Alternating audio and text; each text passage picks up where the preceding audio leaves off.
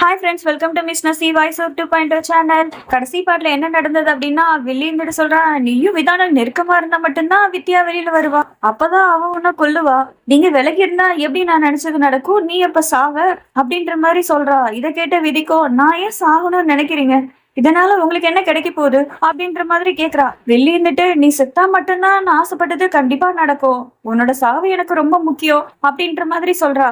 அதுக்கு விதியோ, விதானுக்கும் எனக்கும் நீங்க தான் கல்யாணம் பண்ணி வச்சீங்க, இப்போ அவர் கையாலேயே நான் சாகணும்னு ஏன் நினைக்கிறீங்க, நான் என்ன தப்பு பண்ணேன், என் வீட்டுக்கு நீங்க தானே பொண்ணு கேட்டு வந்தீங்க, கல்யாணமும் பண்ணீங்க, நாங்க இப்ப சந்தோஷமா வாழணும்னு நினைக்கும் போது ஏன் இப்படி பண்றீங்க அப்படின்ற மாதிரி கேட்க, அதுக்கு வெள்ளியோ விதியை பார்த்து அப்படியே ஒரு சிரிப்பு சிரிச்சுட்டு அப்படியே சுத்தி வந்துட்டு சொல்றா, உன் மனசுல என்ன பெரிய சிண்டர்லாம் நினைச்சியா, உன்னை பார்த்து உன்னை மயங்கி அப்படி கூட்டிட்டு வந்தோம்னு நினைச்சியா, அதெல்லாம் ஒண்ணுமே கிடையாது. உன்னை மருமகளா இந்த வீட்டுக்கு கூட்டிட்டு வந்ததுக்கு காரணம் என்னன்னு தெரியுமா, சிங்கத்துக்கு நடுவுல ஒரு மாட்டின ஒரு ஆடு மாதிரிதான் நீ, ஒரு ஏழ்மையான கஷ்டப்படுற பொண்ணு, உன்னை கொன்னா கேக்குறதுக்கு ஆளே கிடையாது, உன் உயிருக்கு எந்த மதிப்புமே இல்ல, உனக்கு புரியுதா அப்படின்ற மாதிரி வில்லத்தனமா இந்த பக்கம் பேசுது. விதியோ விதானுக்கும் அவளுக்கும் நடந்த கல்யாணத்தை பத்தி நினைச்சு பாக்குறா, அப்ப இது எல்லாமே பிளானா அப்படின்ற மாதிரி யோசிக்கிறா.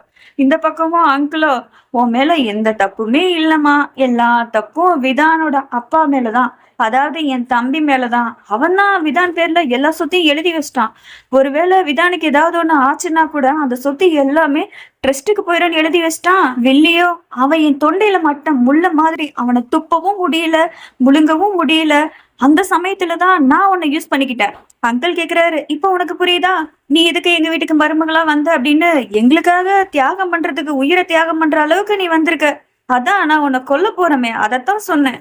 இந்த பக்கம் வில்லியோ, விதான் சொத்தை அடையறதுக்காக அவன் வாழ்நாள் முழுக்க கொஞ்சம் கொஞ்சமா சின்ன வயசுல இருந்து அவனை அப்படியே மாத்த ஆரம்பிச்சோம். ஒரு கட்டத்துக்குள்ள அவன் வித்யாவே மாற ஆரம்பிச்சிட்டான்.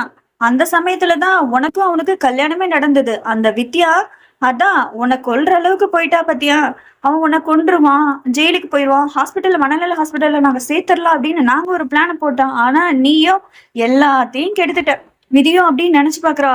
வில்லி ஒவ்வொரு டைமும் அவகிட்ட எப்படி நடந்துகிட்டா, அவ அடிபட்டப்ப விதானுக்கு மென்டல் ஹாஸ்பிட்டல்ல போய் சேர்த்தரலாம் அப்படின்னு சொன்னதெல்லாம் அதெல்லாம் நினைச்சு பார்த்து ஒரு மாதிரி ஷாக் ஆகுறான்.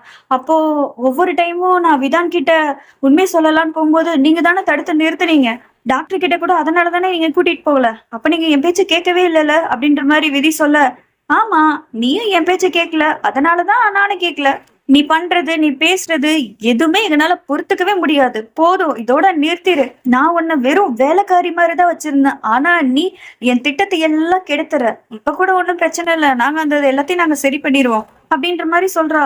அதுக்கு விதியோ, நீங்க இருக்கிற வரைக்கும் அவரை குணப்படுத்தவே முடியாது, நீங்க உங்க பிளான சரி பண்றதுக்காக என் புருஷனை பலிகடை ஆக்கிட்டீங்க, நான் விடவே மாட்டேன், இப்பவே விதான் கிட்ட போய் எல்லா உண்மையை போய் சொல்ல போற அப்படின்ற மாதிரி போறா. வில்லியோ தடுத்து நிறுத்துறா. விதானுக்கு அப்படியே மயக்க தெளியுது, அப்படியே சுத்தி முத்தியும் பாக்குறான், பொருள் எல்லாம் கீழே விழுந்து கிடக்கு, போய் டோரை போய் ஓபன் பண்றா, ஓபன் பண்ண முடியல, லாக் ஆயிருக்கு.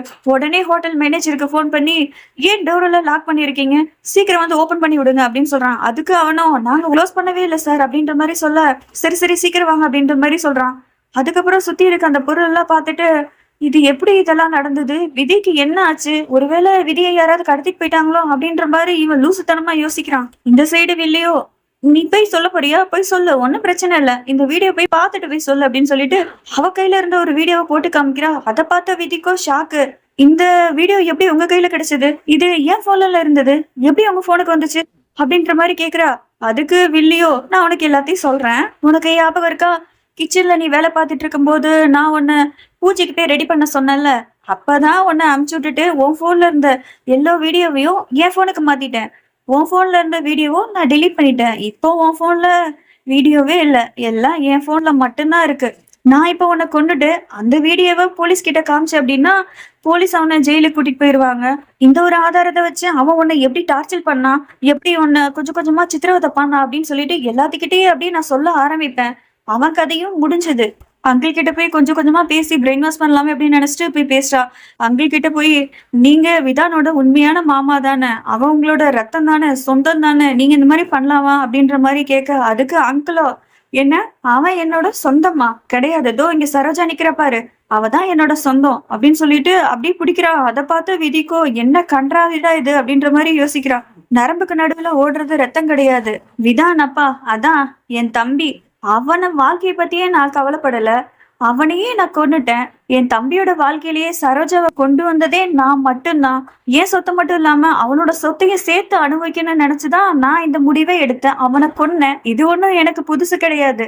சொந்த குழந்தையே நான் கருணை காமிக்கல, ஒன்னெல்லாம் எப்படி கருணை காப்பேன்? எத்தனை வருஷம் கஷ்டப்பட்டிருக்கோம், அதுக்கான பலன் இப்பதான் எனக்கு கிடைக்க போகுது அப்படின்ற மாதிரி அங்கிளும் அப்படியே வில்லத்தனத்தோட உச்சிக்கே போயிட்டாரு. வில்லியும் இந்த பக்கம் உன்னால நிறைய பிரச்சனை எல்லாம் நடந்தது, பரவாயில்ல அதெல்லாம் விட்டுத்தள்ளு, அதெல்லாம் நாங்க அப்படியே தட்டிட்டு போயிட்டே இருப்போம். விதியும் அப்படியே கையெடுத்து கும்பிடுறான். இப்ப கூட ஒண்ணு இல்ல, உங்களை கையெடுத்து கும்பிடுறேன், தயவு செஞ்சு எல்லாத்தையும் மாத்திருங்க. இப்ப நேரம் இருக்கு, நீங்க நினைச்சீங்கன்னா எல்லாத்தையும் மாத்திரலாம். பணத்துக்காக இவ்வளவு கொடூரமா நடந்துக்கணும்னு என்ன அவசியம் இருக்கு? உங்க 2 பேர் மேலயும் அவர் எவ்வளவு அன்பு வச்சிருக்காரு, மரியாதை வச்சிருக்காரு. நீங்க போய் இதெல்லாம் செய்யலாமா? அவரோட சொந்த அம்மா மேலேயே அவருக்கு அந்த அளவு நம்பிக்கை இல்லை, ஆனா அதை விட அதிகமா உங்க மேல நம்பிக்கையும் பாசமும் வச்சிருந்தாரு. தயவு செஞ்சு இதை நீங்க பண்ணாதீங்க அப்படின்ற மாதிரி விதி சொல்லிட்டே இருக்கா. அப்படியே கெஞ்சிரா, தயவு செஞ்சு இதை பண்ணாதீங்க அப்படின்ற மாதிரி. அங்கிளும் இந்த பக்கம், நீயே இப்ப சாக போற, எங்களுக்கே நீ அட்வைஸ் பண்றியா?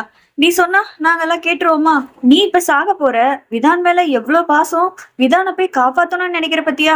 உன்னை நினைச்சா எனக்கு அப்படியே பூரிக்குது. நீ கடவுள் கிட்ட வேணா வேண்டிக்கமா, கண்டிப்பா உனக்கு கடவுள் காப்பாத்துறதுக்கும் வாய்ப்பு இருக்கு. இப்படியே பேசி பேசி நேரத்தை வீணடிக்காத, சீக்கிரம் ஏதாவது ஒரு வழி பண்ணு அப்படின்ற மாதிரி அங்கிள் சொல்ல, அதுக்கு வில்லியோ, உனக்கு 2 வழி மட்டும்தான் இருக்கு.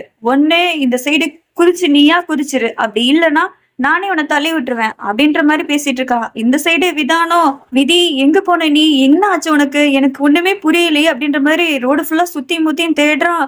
எங்கேயுமே விதி கிடைக்கல. ஒரு கட்டத்துல பக்கத்துல ஒரு கோவில் மாதிரி சின்னதா ஒண்ணு இருக்கு, அதுல உட்காந்து அப்படியே சாமி கும்பிட ஆரம்பிக்கிறா. கடவுளே, எனக்கு என்னமோ பயமா இருக்கு, விதிக்கு எந்த ஆபத்தும் எதுவுமே நெருங்க கூடாது, நீ தான் பாத்துக்கணும் அப்படின்ற மாதிரி இந்த சைடு சாமி கும்பிடுறான். இந்த சைடு விதியோ அப்படியே யோசிக்கிறா, எப்படியும் இவங்க என்ன விடவே மாட்டாங்க, விதானையும் இந்த ஆதாரத்தை வச்சு கண்டிப்பா கொன்றுவாங்க, விதான சும்மாவே விட மாட்டாங்க, அவனை ரொம்ப கஷ்டப்படுத்துவாங்க. வில்லி கையில இருக்க போனை அப்படியே பாக்குறா. வில்லி அப்படியே புடிச்சு விதியை புடிச்சு தள்ளி விடும் போது வில்லி கையில இருந்த போனை அப்படியே புடுங்கிடுவா. அப்படியே குதிக்கும் போது இந்த சைடு அவ கையில அவ போன் இருக்கும், இந்த சைடு வில்லியோட போன் இருக்கும். அப்படியே சந்தோஷத்துல விதான் அப்படியே காப்பாத்திட்டோம் அப்படின்ற மாதிரி அப்படியே குதிக்கிறா. இந்த சைடு விதான் சாமி கும்பிட்டே இருக்கா. விளக்கு இந்த பக்கம் அணையுது. வில்லியோ அவ கையில இருந்த போனை பாக்குறா, காணமே, ஐயோ அவ புடுங்கிட்டா போல அப்படின்ற மாதிரி இந்த பக்கம் இவ ஷாக் ஆகுறா. அடுத்து என்ன நடக்க போதுன்னு தெரிஞ்சுக்கணும்னா காத்துருங்க. அது வரைக்கும் பாய் ஃப்ரெண்ட்ஸ். இந்த வீடியோ உங்களுக்கு பிடிச்சிருந்தா லைக் பண்ணுங்க, சப்ஸ்கிரைப் பண்ண மறந்துடாதீங்க. பாய்.